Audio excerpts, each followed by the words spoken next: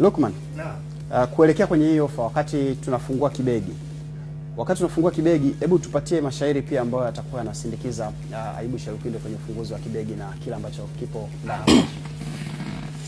Ofa hii kubwa kuliko unakosaje, kwa mfano uzi wa kupata jiko direct ni maridhiano, unaondoa misukosuko, wahitaji majivuno.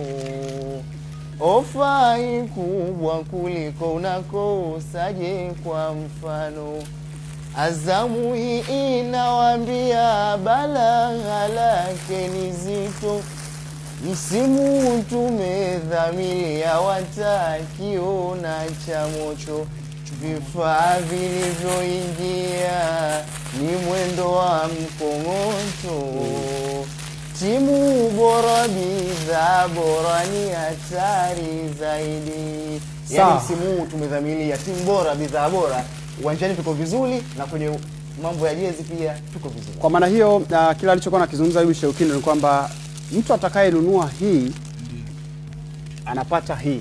Ndio. Hii anapata hii bure. Kwa hiyo hii ni bure. Hii bure. Basi naomba hii bure. Yaani ukishachukua jezi yako ni sana chips, ni sana unaambiwa chips 2000 kachumbari bure. Basi naomba kachumbari. Lakini chips sijachukua.